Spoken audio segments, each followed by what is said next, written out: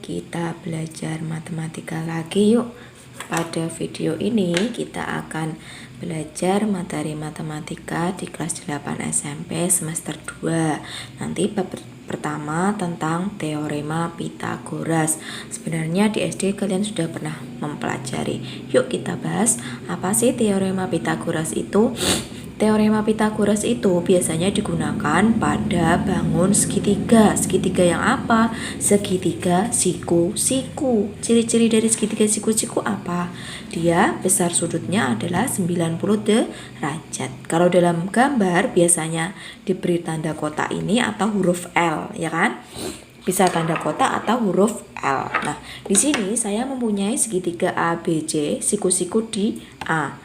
Jadi, dalam segitiga siku-siku ABC ini akan berlaku teorema Pythagoras. Teoremanya bagaimana? Yuk kita lihat dulu.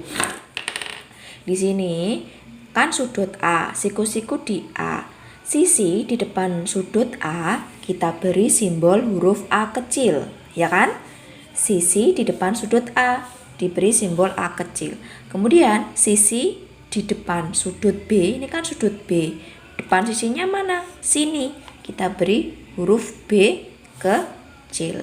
Terus sisi satu lagi di depan sudut C kita beri C kecil. Nah, sebelum kita masuk ke teorema Pythagoras, ini kan ada sisi miring. Sisi miring BC. BC ini kita sebut sebagai sisi miring.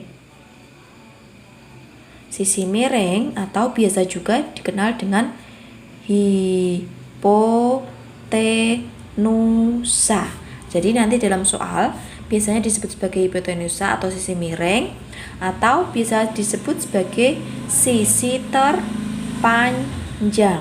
Nah, ini ciri-cirinya.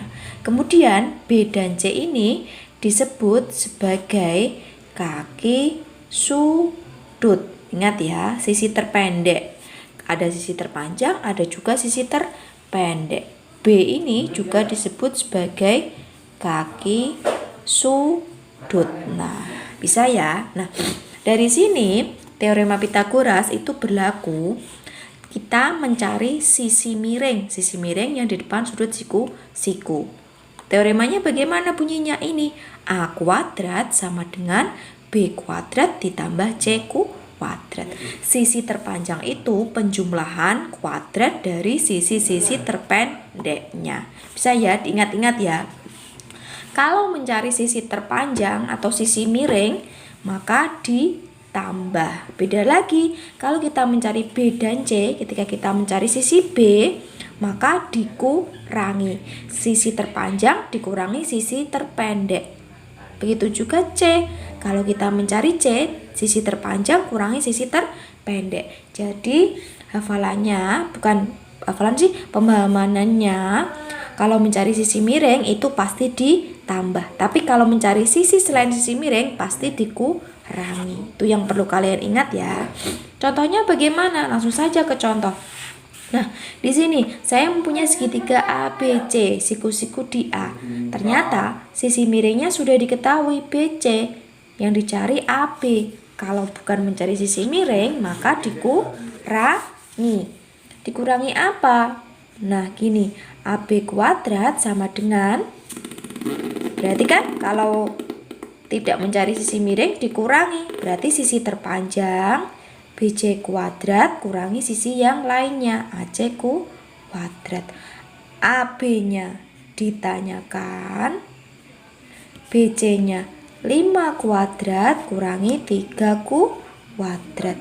Yuk, AB kuadrat 5 kuadrat 25 kurangi 9. AB kuadrat 25 kurangi 9 16. Maka nilai AB-nya kita akarkan. Akar 16 adalah 4 cm. Bisa ya? Ini kalau bukan mencari sisi miring itu dikurangi, tapi kalau mencari sisi miring pasti ditambah. Yuk, sekarang ada lagi triple Pythagoras. Apa sih triple Pythagoras itu? Pythagoras tadi kan terdiri dari 3 bilangan. Nah, ketika 3 bilangan itu berlaku rumus ini, sisi miring sama dengan penjumlahan sisi-sisi yang lain, maka dia disebut sebagai triple Pythagoras. kuras. Contohnya bagaimana? Ini ada 3, 4, 5 dan 8, 5, 9, 15, 19. Mari kita buktikan mana sih dari A dan B ini yang termasuk triple Pitagoras. Yuk, kita tentukan dulu sisi terpanjangnya.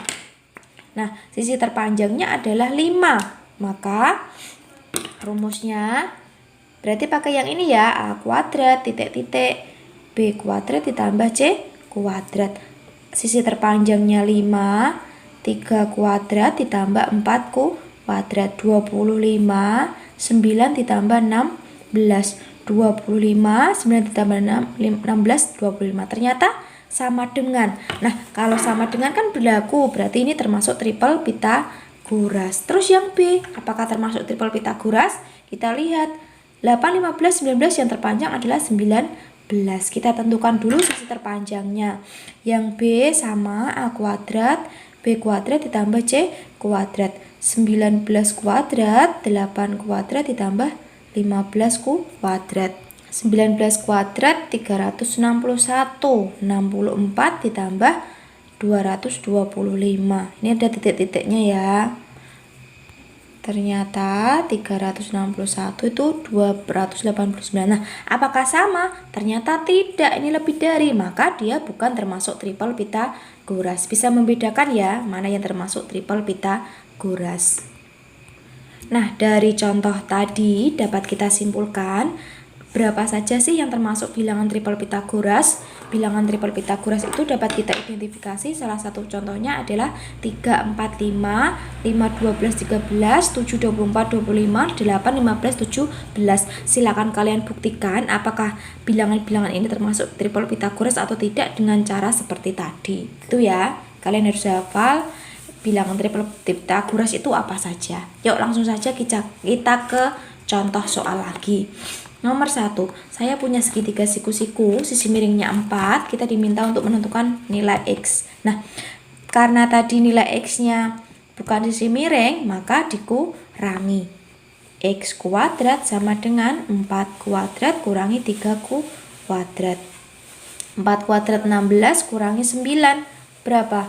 16 kurangi 9 adalah 7. Maka X-nya adalah akar 7. Bisa diakar? Tidak bisa, ya sudah cukup akar 7. Bisa ya. Sekarang ada segitiga ABC, diketahui AC dan BC. Diminta untuk menghitung keliling segitiga. Kalian tahu untuk menghitung keliling adalah penjumlahan semua sisi. Sedangkan di sini masih ada satu sisi yang belum diketahui, apa? AB. Maka kita harus cari dulu AB-nya karena keliling nanti penjumlahan AC ditambah CB ditambah BA. Berarti kita cari dulu AB. AB itu sisi miring atau bukan? Lihat, dia di depan sudut 90 derajat, berarti termasuk sisi miring. Kalau sisi miring, maka ditambahkan AC kuadrat ditambah BC kuadrat. AB-nya tetap, AC-nya 12 kuadrat ditambah 5 kuadrat. 144 ditambah 25. AB kuadrat berapa? 169. Maka AB adalah akar 169 berapa? 13. Kalian di sini harus hafal bilangan kuadrat ya. Nah, dari sini baru kita bisa menghitung keliling segitiga ABC, di mana penjumlahan dari sisi AB ditambah BC ditambah AC. AB-nya tadi 13, BC-nya 5 dan AC-nya 12. Tinggal kita hitung. Hasilnya adalah 30 cm. Nah, mudah sekali kan? Mudah, yang penting paham konsepnya. Lanjut, nomor 3. Pak Amir memiliki tanah berbentuk segitiga. Nah, ternyata tanahnya berbentuk segitiga siku-siku. Luas tanah Pak Amir.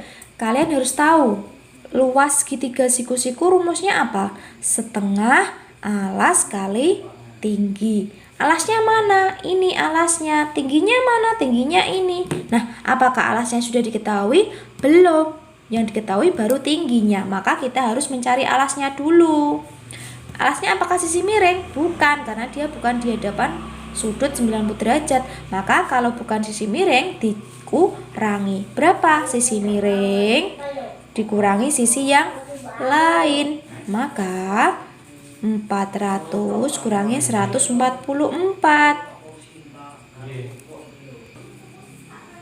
256. Maka A-nya adalah akar 256. Berapa A-nya? 16. Bisa ya? Karena di sini bukan sisi miring, maka dikurangi. Setelah tahu A-nya, baru kita bisa menghitung luas segitiga setengah alas kali tinggi.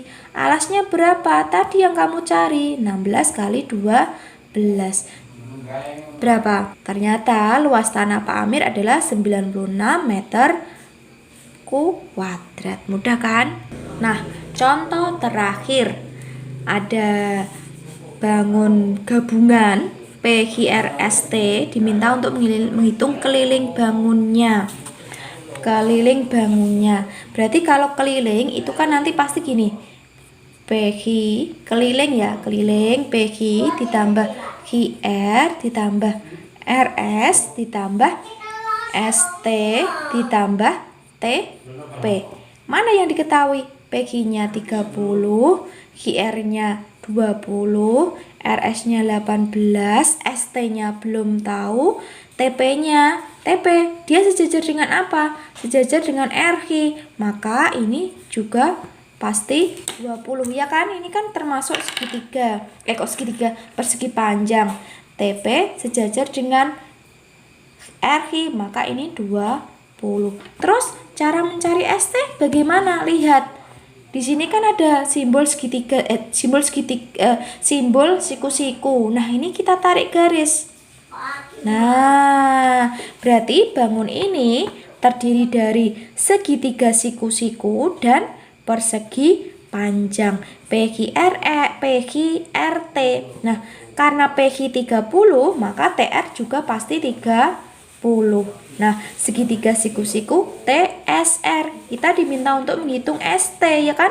Ini kita hitung dulu ST. Berarti ST termasuk sisi miring bukan? Bukan. Berarti kalau bukan sisi miring, kita gunakan pengurangan. Pengurangan dari sisi miring kurangnya sisi yang lain. Sisi miringnya mana? Di depan siku-siku. TR. Maka TR kuadrat kurangi SR kuadrat ya kan? Kalau bukan sisi miring kan dikurangi. Berarti 30 kuadrat kurangi 18 kuadrat.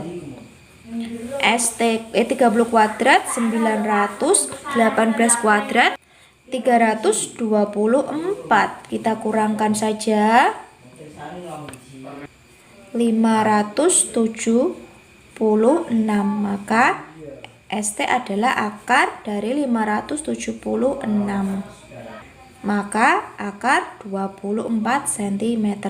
Jadi kalian harus hafal bilangan berpangkat 2. Maka ST-nya 24, tinggal kita taruh di sini. Nah, sudah komplit. Maka kalian bisa hitung kelilingnya. Ternyata diperoleh keliling 112. Mudah sekali ya teorema Pythagoras. Ini teorema Pythagoras bagian pertama. Besok pada video berikutnya kita masih membahas tentang teorema Pythagoras, tapi lebih kompleks lagi, bukan kompleks sih.